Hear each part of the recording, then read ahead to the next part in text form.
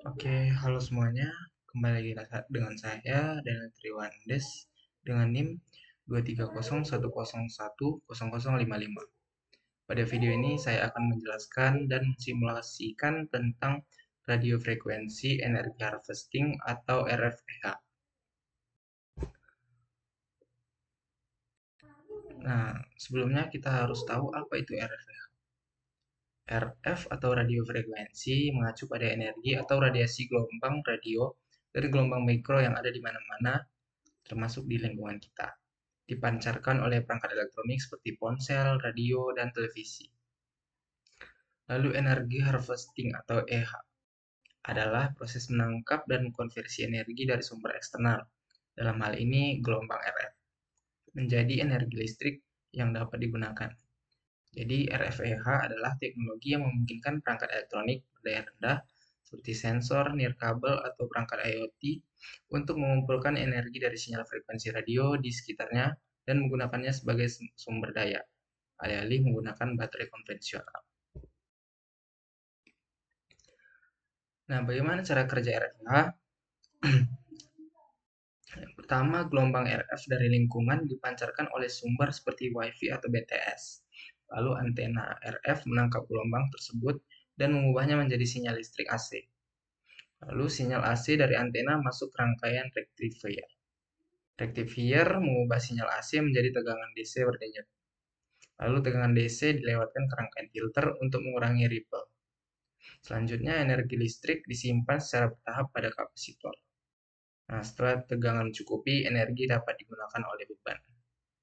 Nah, ini merupakan rangkaian RFEH yang setelah saya buat di Proteus Simulator. Nah, dalam rangkaian ini ada nilai-nilai setiap komponen. Nah, nilai-nilai setiap komponen ini ada perhitungannya. Mari kita lihat perhitungannya. Pertama, penentuan frekuensi sumber RF atau dasar semua perhitungan. Walaupun di Proteus pakai Visin secara konsep RFEH, sumber RF, Wi-Fi, BTS, radio umumnya disimulasikan pada frekuensi 900 MHz itu untuk pada BTS, lalu pada Wi-Fi 2,4 GHz. Namun karena Proteus tidak kuat simulasi GHz, maka frekuensi diskalakan ke kHz sampai MHz. Prinsip rangkaian tetap sama. Contoh asumsi simulasi frekuensi 100 kHz, frekuensi 100 kHz, frekuensi 100 kHz ya. Nah, selanjutnya untuk perhitungan induktor, matching dan filter awal induktor berfungsi menghambat perubahan arus cepat, membantu matching dan filtering frekuensi tinggi. Reaktansi induktor XL sama dengan 2V FLX. Nah, L sama dengan 2 bagi V. Frekuensi LXL sama dengan 2V FL target. Nah, berikut perhitungannya.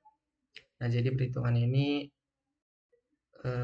di Proteus saya pakai 1 mH untuk induktornya. Jadi ini masih masuk untuk simulasi konsep, meskipun belum optimal RF nyata ya. Lalu selanjutnya untuk pemilihan dioda D1, D2, dan D3 pada rangkaian yang tadi saya sudah buat. Itu kriteria dioda RFEH, tegangannya jatuh kecil, switching cepat. Nah, untuk idealnya Schottky diode jenisnya ya. Nah, di Proteus dioda standar. Oke, selanjutnya perhitungan kapasitor filter C1, C2, C3, dan C4. Jadi ini fungsinya untuk menyimpan energi, meredam ripple tegangan DC. Nah, ini rumusannya.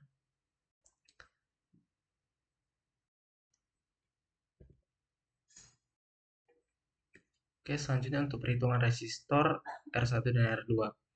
Nah, R1 itu untuk bleeder atau load ringan. Fungsinya untuk mengatur arus dan membentuk konstanta waktu RC. Berikut perhitungannya. Lalu untuk R2 itu sebagai pembatas arus LED.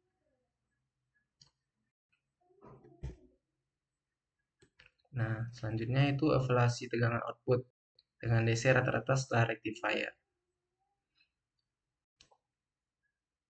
Jadi tegangannya itu cukup untuk LED low current dan sensor ultra low power.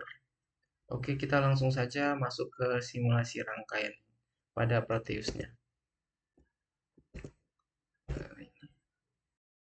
Oke, ini rangkaian saya pada Proteus. Langsung saja saya simulasikan.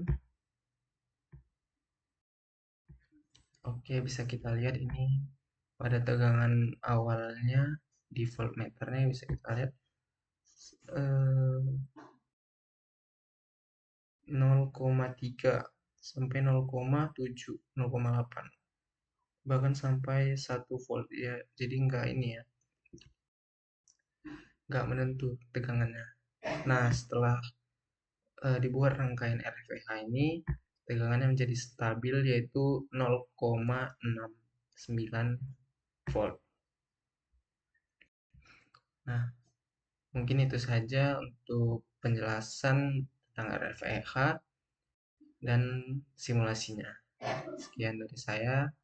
Jika ada salah kata, mohon maaf. Terima kasih.